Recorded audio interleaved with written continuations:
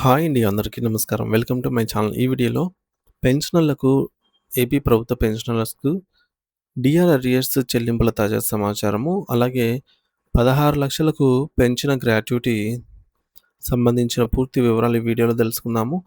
Video ఎక్కడే గానీ skip చేయకుండా ఎండ్ వరకు చూసేయండి. అప్పుడే ఇన్ఫర్మేషన్ పూర్తిగా అర్థమవుతుంది. అలాగే వీడియో చూస్తున్న ప్రతి ఒక్కరు లైక్ చేయండి ఫ్రెండ్స్. ఈ వీడియోని తోటి ఉద్యోగ, పెన్షనర్ మిత్రులతో అయితే షేర్ చేయండి. కొత్తగా మన ఛానల్ చూస్తున్నవారు ఇంకా ఎవరైనా సబ్స్క్రైబ్ చేసుకోకపోతే వెంటనే మన ఛానల్‌ని సబ్స్క్రైబ్ చేసుకోండి. సబ్స్క్రైబ్ చేసుకోవడం వల్ల నేను చేసే ప్రతి ఒక్క వీడియో మీ వరకు రీచ్ అవుతుంది. ఇక ఆలస్యం చేయకుండా వివరాల్లోకైతే వెళ్ళిపోదాము.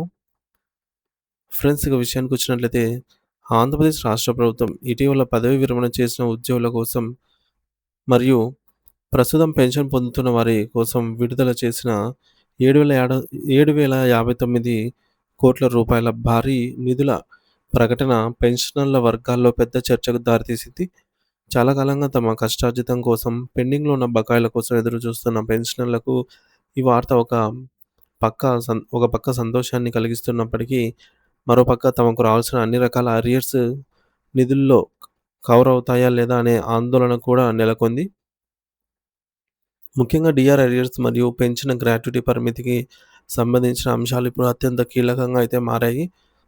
ప్రభుత్వం గతంలో చేసిన ప్రకటన ప్రకారం 2024 లోపు పదవీ విరమణ చేసిన వారికి సంబంధించి మొత్తం పెండింగ్ బకాయిలను తీర్చేందుకు ఈ యొక్క 7,059 రూపాయలను కేటాయించినట్లు తెలుస్తోంది. అయితే ఈ ప్రకటనలో కొన్ని లోతైన విశ్లేషణలు మరియు లెక్కలు చూడాల్సి ఉంది.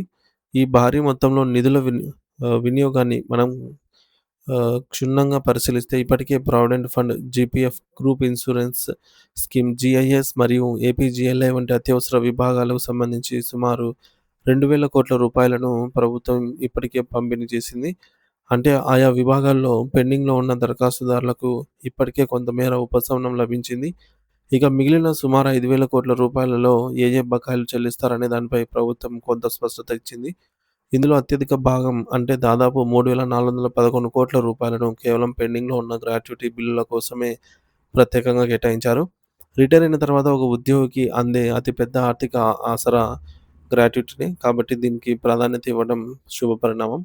మిగిలిన 1,500 రూపాయలను ఇతర చిన్న బకాయిలు మరియు క్లెయిమ్‌ల కోసం వినియోగించనున్నారు. అయితే ఇక్కడ పెన్షనర్లు ప్రధానంగా అడుగుతున్న ప్రశ్న ఏమిటంటే, జూలై 1, 2018 నాటి డీఆర్ అరియర్స్ పరిస్థితి ఏమిటి? ఈ బకాయిలకు సంబంధించి ఇప్పటికే దాదాపు 90% మంది పెన్షనర్లకు చెల్లింపులు పూర్తయ్యాయని అధికారిక గణాంకాలు చెబుతున్నాయి. కానీ సాంకేతిక కారణాల వల్ల లేదా బిల్లుల బిల్లులు సకాలంలో ట్రెజరీకి చేరకపోవడం వల్ల ఇంకా 10% మందికి ఈ నిధులు జమ కావాల్సి ఉంది. వీరంతా ఇప్పుడు ఈ కొత్తగా విడుదలైనటువంటి నిధుల్లో తమకు వాటా ఉంటుందా అని ఆశగా ఎదురుచూస్తున్నారు. దురదృష్టవశాత్తు జనవరి 14, 2020న పంపిణీ చేసిన అరియర్స్ సమయంలో కూడా ఈ 10% మందికి నిరాశ ఎదురైంది. ఇప్పుడు కూడా ఈ మిగిలిన వారికి నిధులు అందుతాయా అనే అనుమానం కలుగుతోంది. అధికారులు మాత్రం నిధులు అందుబాటులో ఉన్నాయని, త్వరలోనే అందరికీ జమ అవుతాయని చెప్తున్నప్పటికీ, క్షేత్రస్థాయిలో ఇంకా ఆ ప్రక్రియ అయితే వేగవంతం కాలేదు. మరో ముఖ్యమైన సమస్య ఏమిటంటే, ఏప్రిల్ 1, 2020 నుండి డిసెంబర్ 2021 మధ్య కాలంలో పదవీ విరమణ చేసిన పెన్షనర్ల పరిస్థితి.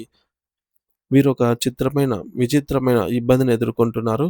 వీరు రిటైర్ అయిన సమయంలో పాత వేతన స్కేల్స్ అమల్లో ఉన్నాయని, దాని ప్రకారమే వారు తమ సంపాదిత సెలవుల నగదును తీసుకున్నారు. కానీ ఆ తర్వాత కొత్త పీఆర్సీ అమల్లోకి వచ్చింది.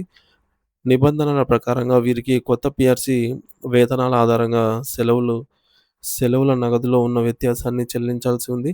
ఈ తేడా ఒక్కొక్కరికి లక్షలాది రూపాయల వరకు ఉంటుంది. కానీ ప్రభుత్వం ఇప్పుడు విడుదల చేసిన 7,059 రూపాయల జాబితాలో ఈ యొక్క ఈఎల్ డిఫరెన్స్ ప్రస్తావన ఎక్కడా కనిపించడం లేదు.